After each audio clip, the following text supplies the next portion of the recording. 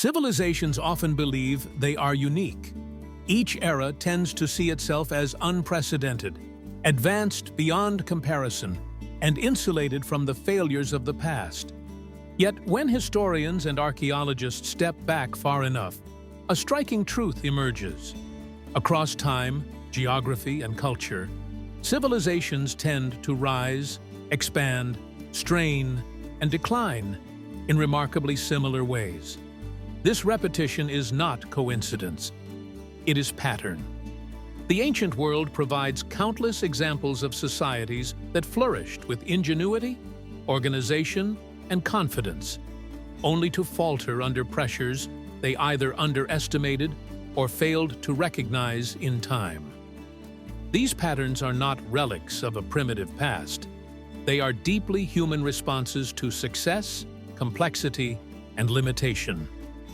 In Mesopotamia, some of the world's first cities emerged between the Tigris and Euphrates rivers. These societies mastered irrigation, developed writing, established legal systems, and created complex religious institutions. For centuries, they thrived. Population density increased, trade networks expanded, and wealth accumulated. Yet the same irrigation systems that supported growth gradually salinized the soil. Crop yields declined. Political competition intensified.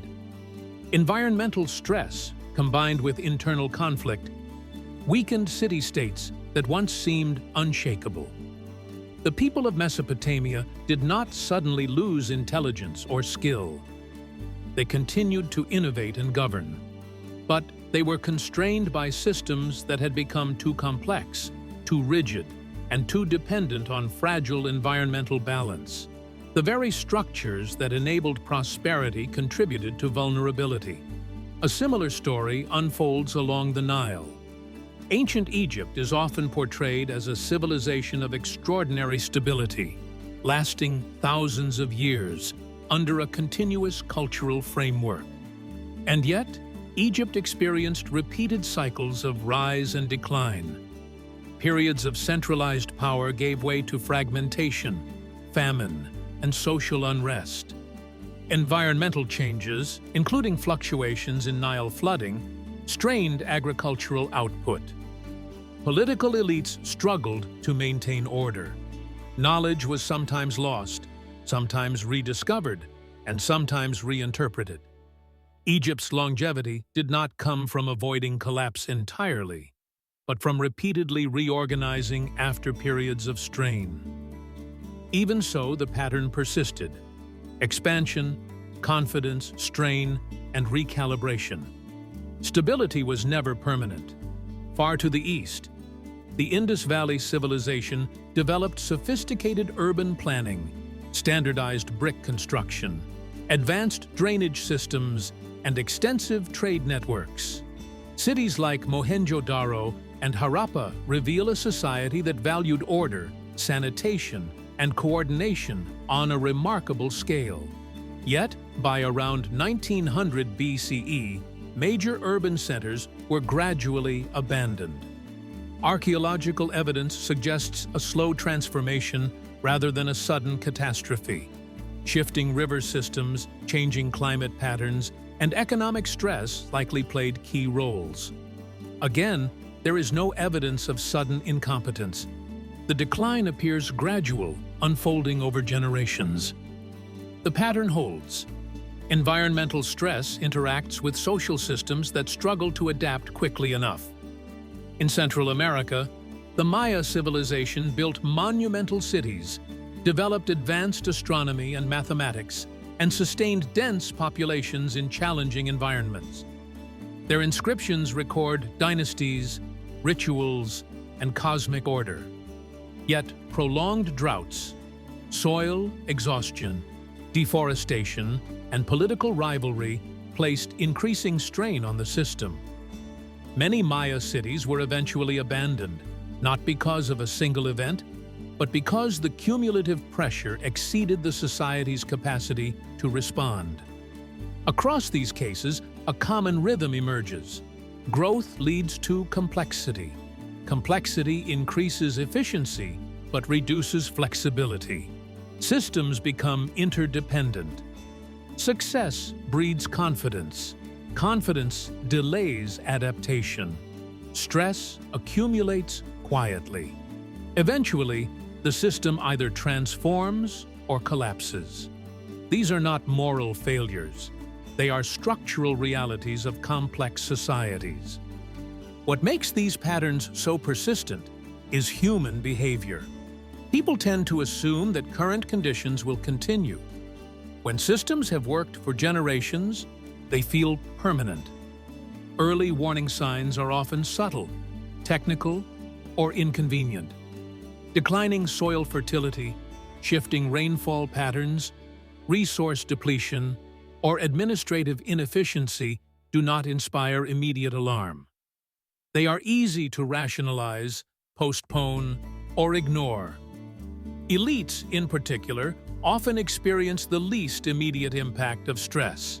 Insulated by wealth, authority, or ideology, they may interpret early warning signs as temporary disruptions rather than systemic threats.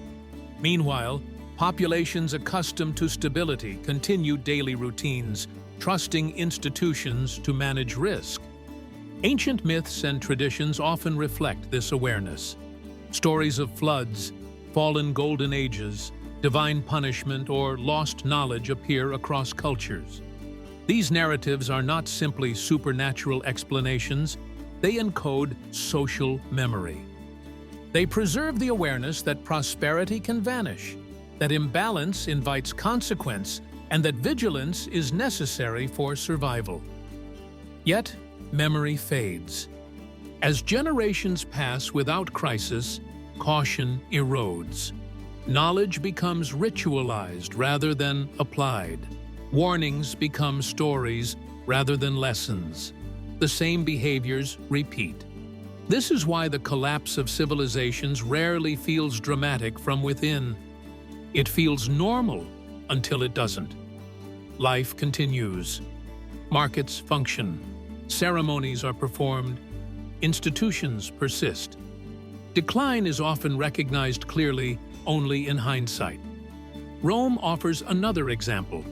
The Roman Empire achieved unprecedented scale, infrastructure, and administrative control.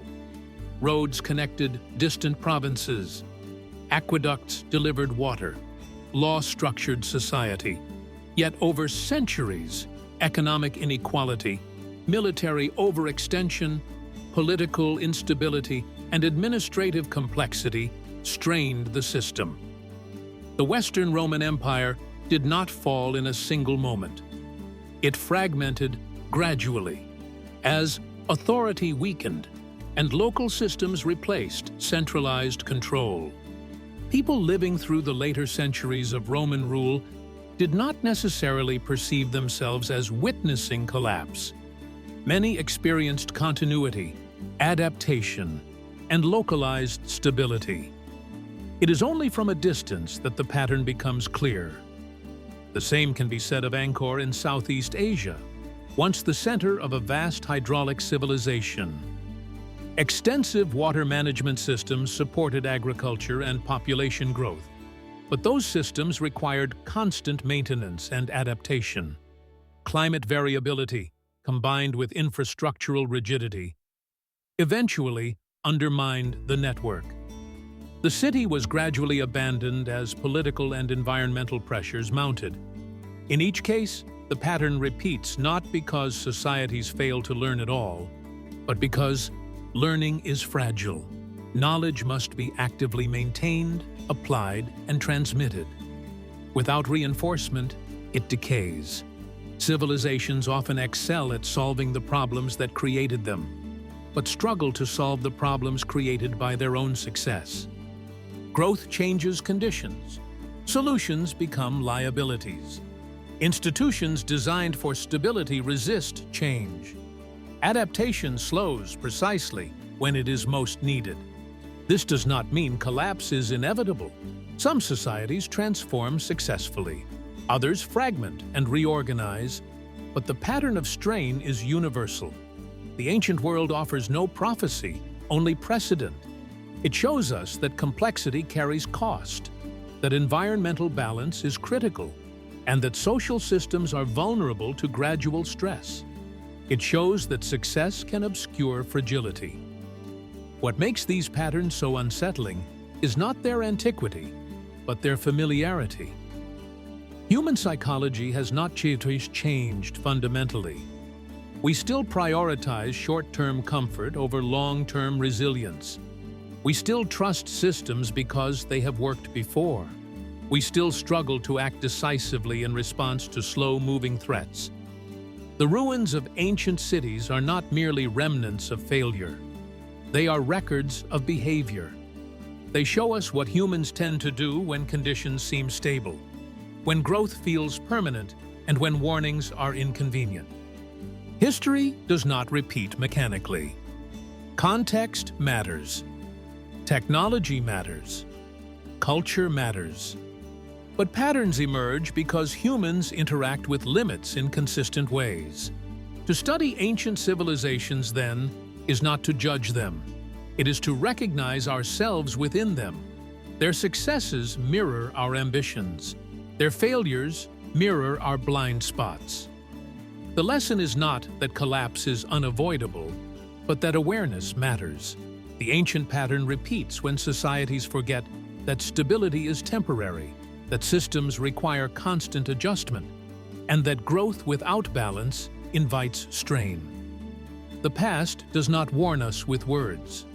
It warns us with patterns, and those patterns endure, whether we acknowledge them or not. Subscribe to this channel for more. Don't forget to ring the notification bell so you never miss a story lost to time.